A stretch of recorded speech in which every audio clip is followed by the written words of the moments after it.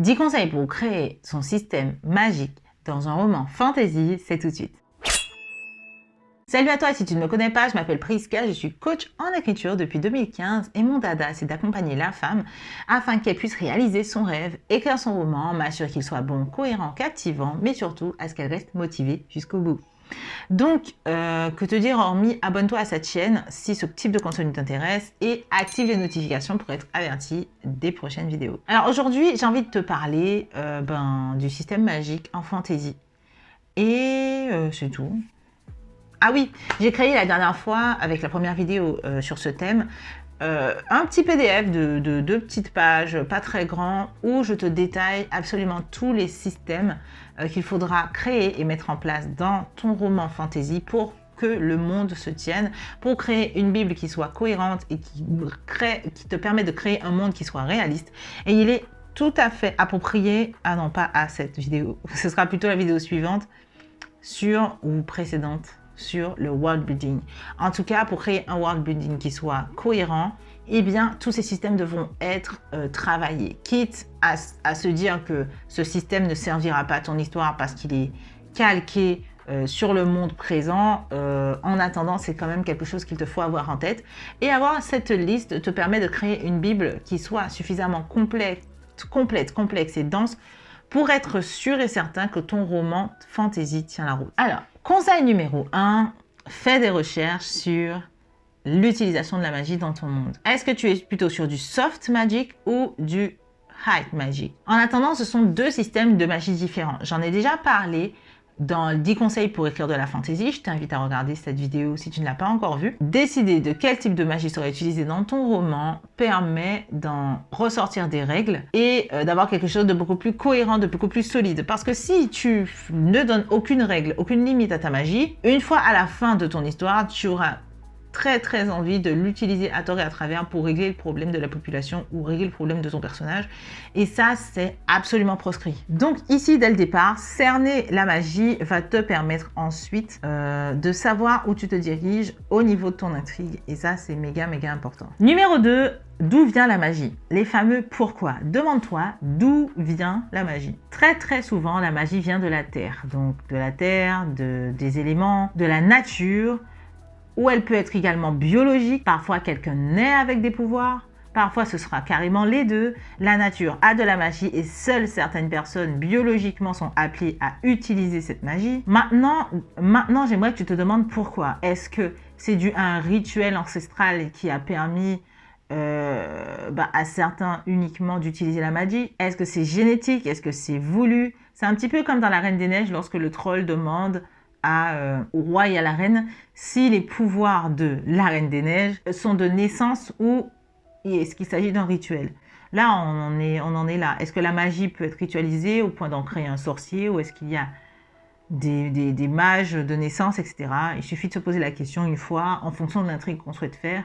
En fonction de ce qu'on veut mettre dans son monde, eh bien, on décide en fait. Il y a une troisième forme, c'est la magie objet, entre guillemets. Est-ce qu'il y a des objets qui contiennent naturellement de la magie? Une amulette, un talisman, un cristal, un livre. Est-ce qu'il y a des éléments, des objets qui possèdent de la magie de façon naturelle ou pas?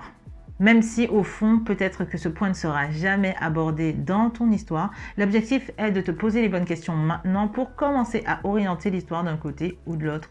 Ça va donner encore une fois des règles, des limites et de la cohérence à ton histoire. Troisièmement, et je l'ai déjà dit plusieurs fois, qui a accès à la magie? Est-ce qu'il y a des personnes qui sont appelées à le faire de naissance? Est-ce que ça traverse les générations? Est-ce qu'au contraire, c'est la magie qui décide? Est-ce qu'il n'y a que les femmes qui peuvent utiliser la magie? Les hommes n'en sont pas dignes, bla. Comment est-ce que la magie réagit aux humains et comment est-ce que les humains réagissent à la magie? Qui peut la manipuler et qui ne peut pas et pourquoi? Quatrièmement, comment est-ce que la magie impacte la société? Est-ce que c'est normal? Est-ce que c'est mal vu? Est-ce que c'est inédit? Est-ce qu'on a d'un côté les moldus et de l'autre les sorciers? Est-ce que la magie est limitée à un certain nombre de personnes? Et si oui, est-ce que ceux-ci sont mal vus par la société?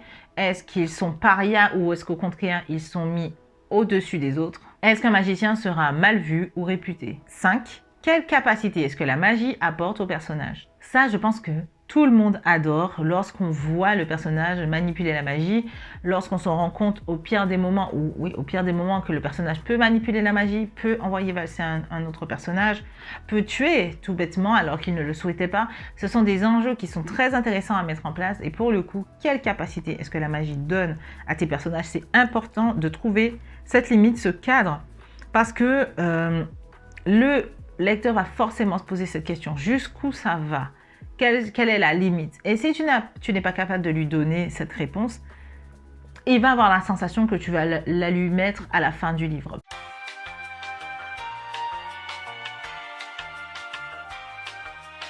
Parce que personnellement, lorsque je vois que le personnage est hyper puissant, qu'il n'y a pas vraiment de limite et qu'il n'y a pas vraiment de règles à la magie, je me dis, il va me mettre la touille. Au dernier moment, le méchant, il va faire quelque chose et le gentil, comme il est hyper puissant, il va lâcher tout et il va gagner. Ça va me fatiguer. Du coup, numéro 6, les limites. Encore une fois, il faut donner des limites à ta magie. Une contrepartie à payer si la magie est beaucoup trop puissante ou même une fatigue chronique si la magie est plus soft, plus naturelle, mais quand même, le personnage, après l'avoir utilisé, va être fatigué. C'est un peu comme tout. Si un sportif donne tout, il sera fatigué derrière. Si le sportif n'arrête pas de courir et gagner toutes les médailles, on va trouver ça un petit peu trop facile, on va se mettre à le détester. D'autant plus qu'on est dans un livre. L'objectif, c'est qu'il y ait des obstacles. Si la réponse est toujours « Oh mon Dieu, un obstacle ! Et si on utilisait la magie? Oui! Est-ce que ça fonctionne? Oui! Est-ce qu'il y a des conséquences? Non! Les personnages vont bien? Oui! » Au bout d'un moment, ça raconte quoi? On continue l'histoire, mais on sait très bien que tout le monde ira toujours bien parce qu'il y a la magie. Donc si la magie est puissante, d'accord, il faut qu'en contrepartie, cette magie les rende plus faibles, les rende plus vulnérables, les rende plus faibles, quoi. J'ai pas d'autres mots. Numéro 7, pense à expliquer ta magie. Lorsque je lis la fantaisie, j'aime comprendre les limites de la magie, mais j'aime aussi comprendre en quoi elle consiste. Il s'agit bien sûr de me montrer les capacités qu'elle donne, qui peut l'utiliser, qui peut ne pas l'utiliser. Quand je commence l'histoire, c'est carrément un petit mystère dans le grand mystère de ce livre, à savoir comment ils vont s'en sortir, comment ils vont faire pour battre le méchant, blablabla. Bla bla. Moi, ce qui m'intéresse là tout de suite, c'est cette petite énigme où je me demande en fait d'où vient la magie, qu'est-ce qu'elle permet de faire, quelles sont ses limites, comment elle se manifeste. Par quel biais est-ce qu'elle passe? Est-ce qu'elle est invisible? Est-ce qu'elle peut se montrer visible? Est-ce que c'est un être vivant ou pas? À force d'avoir lu un petit peu partout, on commence à se figurer un petit peu que la magie a presque sa propre volonté et ça, je trouve ça vraiment passionnant. Donc pour le coup, expliquer la magie petit à petit, au fur et à mesure qu'on avance dans l'histoire, je trouve que c'est quelque chose d'intéressant parce que le lecteur s'y intéresse concrètement. Il s'agit de quelque chose qui n'existe pas et on adore se plonger dans la tête de l'auteur pour comprendre en fait sa façon de voir son œuvre, sa façon d'avoir créé la magie, sa patte, sa touche personnelle et ça c'est vraiment extrêmement immersif. Et attention à l'infodump, ne m'expliquez pas que la magie est née dans des temps ancestraux, nanani nanana, je veux le voir à travers l'histoire en fait. Il faut m'expliquer ce qu'est la magie de façon subtile. Je préfère 1000 fois lire la magie de façon subtile que l'infodump au début de l'histoire. Alors certes, il y a encore des lecteurs qui adorent lire les infodumps de l'origine, etc., du monde. Ça peut fonctionner, mais moi, je préfère encore la pentraide, ne pas comprendre la magie et apprendre petit à petit d'où elle vient. Alors, il s'agit de deux écoles complètement différentes et pour le coup, moi, je suis totalement contre l'infodump. Par exemple, aujourd'hui, j'ai commencé à lire une romance parce qu'on m'a dit, oui, la fille là-dedans, elle est complètement féministe, beaucoup de caractères, etc. Donc, j'ai commencé à la lire, sachant que je n'aime pas beaucoup les romances en général. Et pour le coup, ça a commencé en expliquant que la nana, sa famille, elle est comme ça, que elle est comme ci, comme ça, elle a telle qualité, que elle s'est toujours battue pour son avenir, nanani, nanana. Et pour le coup, il y avait une trentaine de pages. Et les trentaines de pages, je me suis ennuyée. Et du coup, j'ai sauté plusieurs pages pour pouvoir continuer. J'appelle ça, moi, de l'infodump. On n'est absolument pas dans l'intrigue et pourtant, le personnage me raconte comme si j'étais son journal intime, que ses frères s'appellent de telle façon parce que sa maman avait telle chose et que son papa avait telle chose, que si et ça, patati et patata. J'aurais préféré le découvrir dans l'intrigue, le découvrir par moi-même au fil de ma lecture de façon subtile. Parce que quand on rencontre quelqu'un dans la rue, personne ne s'arrête en disant « Attends, salut, moi je m'appelle Prisca, j'ai 32 ans et si tu veux tout savoir, j'ai un fils de 8 ans. » Vraiment, quand je suis née, c'était pas ici du tout, c'était dans les îles et je suis venue ici à 20 ans. Mais avant que tu saches, il faut que tu saches d'abord aussi que je suis très très combative, que j'ai un esprit comme ça,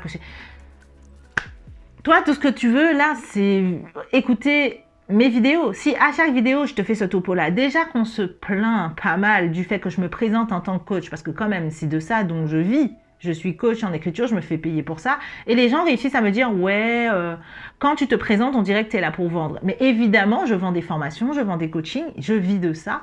Comment veux-tu que je ne me présente pas mon activité ? Alors en gros, je suis là, je suis altruiste et je donne des conseils. Et puis, les potentiels clients qui ont besoin de moi, ils ne savent pas exactement de ce que je fais. Ça n'a pas de sens. En tout cas, moi, tout ce que je veux dire par là, c'est que les informations doivent être utiles. Présente tes informations au lecteur de façon utile. J'ai dit pas mal de choses quand même.